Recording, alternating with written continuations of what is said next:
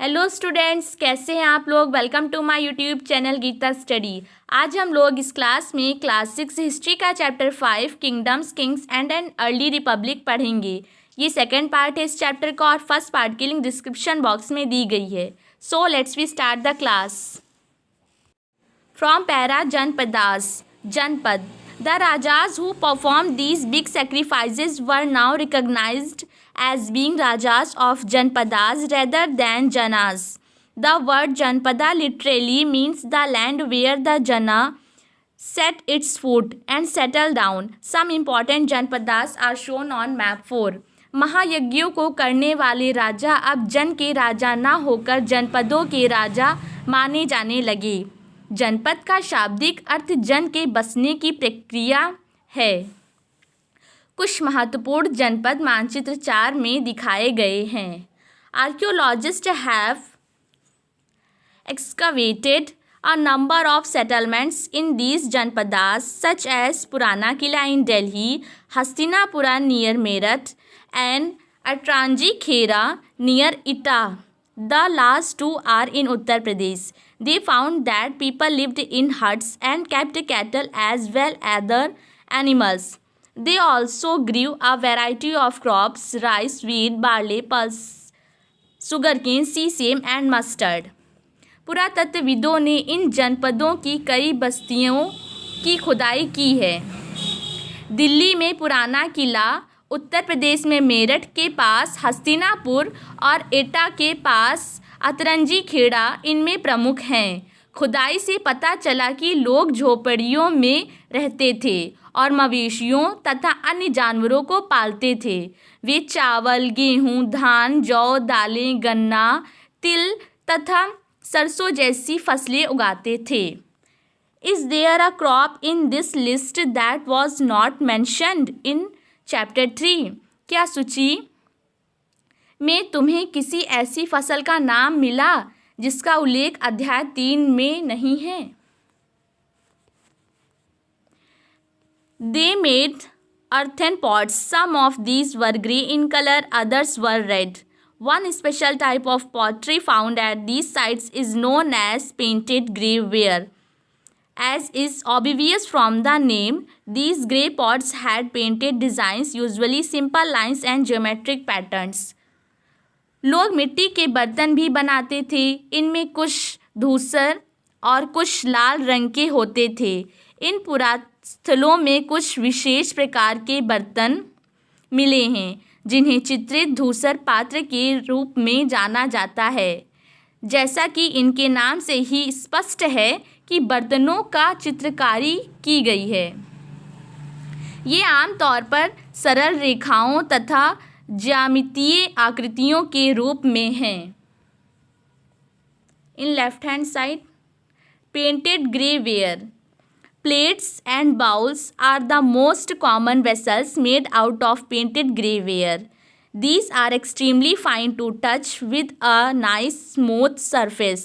Perhaps these were used on special occasions for important people and to serve special food.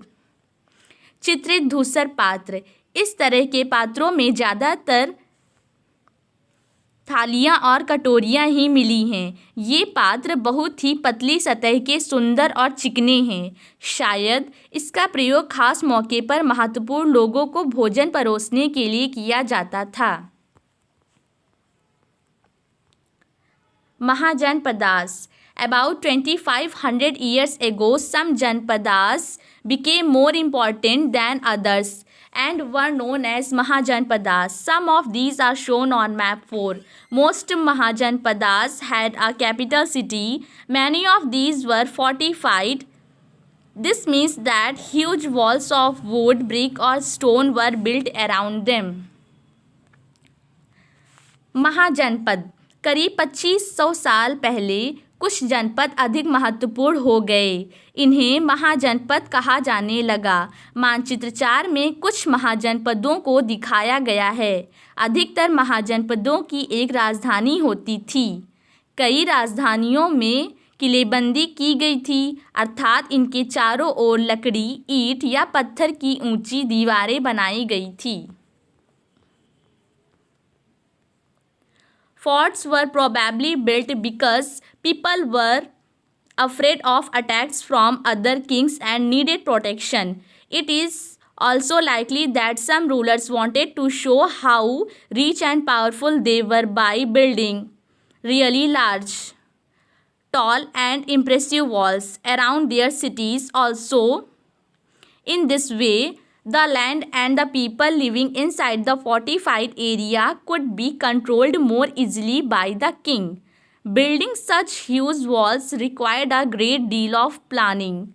Thousands, if not lakhs, of bricks or stones had to be prepared. This in turn meant enormous labor provided possibly by thousands of men, women, and children, and resources had to be found for all of this. ऐसा लगता है कि लोगों ने अन्य राजाओं के आक्रमण से डरकर अपनी सुरक्षा के लिए इन किलों का निर्माण किया. कुछ राजा अपनी राजधानी के चारों ओर विशाल, ऊंची और प्रभावशाली दीवार खड़ी कर अपनी समृद्धि और शक्ति का प्रदर्शन भी करते थे. इस तरह से किले के अंदर रहने वाले लोगों और उस क्षेत्र पर नियंत्रण रखना भी सरल हो जाता होगा. इस तरह की विशाल दीवार बनाने के लिए व्यापक योजना की आवश्यकता थी और लाखों की संख्या में ईंटों तथा पत्थरों का इंतजाम करना पड़ता था. हजारों स्त्री पुरुषों तथा बच्चों ने इसके लिए अथक परिश्रम किया होगा. इनके लिए संसाधनों की आवश्यकता पड़ती होगी. The new rajas now began maintaining armies. Soldiers were paid regular salaries and maintained by the king throughout the year. Some payments were probably made using punch-marked coins. See the illustration on page 84. You will read more about these coins in chapter 8. अब राजा सेना रखने लगे थे. सिपाहियों को नियमित वेतन देकर पूरे साल रखा जाता था. कुछ भुगतान संभवतः आहत सिक्कों के रूप में होता था.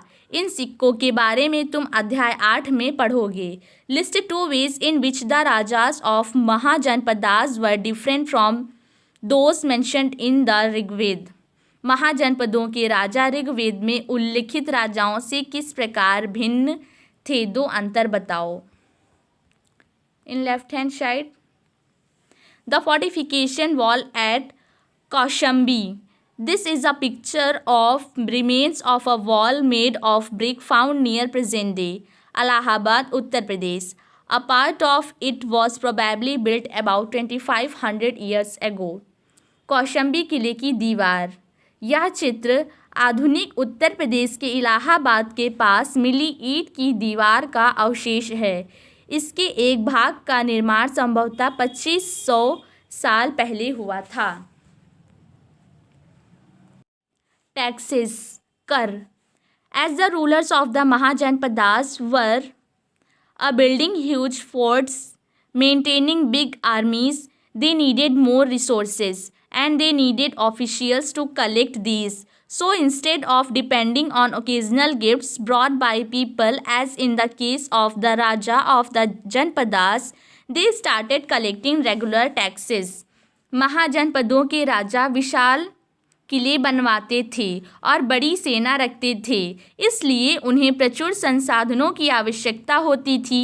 इसके लिए उन्हें कर्मचारियों की भी आवश्यकता होती थी. अतः महाजनपदों के राजा लोगों द्वारा समय समय पर लगाए गए उपहारों पर निर्भर न रहकर अब नियमित रूप से कर वसूलने लगे. Taxes on crops were the most important. This was because most people were farmers. Usually the tax was fixed at 1/6 of what was produced. This was known as bhaga or a share.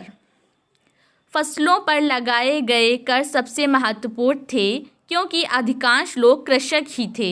प्रायः उपज का 1/6 हिस्सा कर के रूप में निर्धारित किया जाता था, जिसे भाग कहा जाता था। There were taxes on craftspersons as well. These could have been in the form of labor. For example, a weaver or a smith may have had to work for a day every month for the king. कारीगरों के ऊपर भी कर लगाए गए, जो प्रायः श्रम के रूप में चुकाए जाते थे, जैसे कि एक बुनकर, लोहार या सुनार को राजा के लिए महीने में एक दिन काम करना पड़ता था। Herders were also expected to pay taxes in the form of animals and animal produce. पशुपालकों को जानवरों या उनके उत्पाद के रूप में कर देना पड़ता था।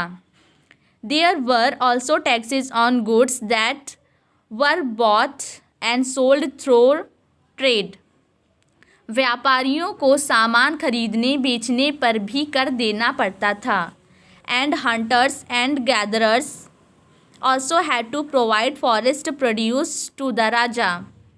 आखेटकों तथा संग्राहकों को जंगल से प्राप्त वस्तुएं देनी होती थी। What do you think would have been provided by hunters and gatherers? आखेटक तथा खाद्य संग्राहक राजाओं को क्या देते होंगे? इस वीडियो में यहीं तक चैप्टर रखते हैं। आगे का चैप्टर नेक्स्ट वीडियो में पढ़ेंगे। एट लास्ट, अगर आपने अभी तक मेरे चैनल को सब्सक्राइब नहीं किया है तो इसे सब्सक्राइब कीजिए, लाइक कीजिए एंड शेयर कीजिए। Thank you.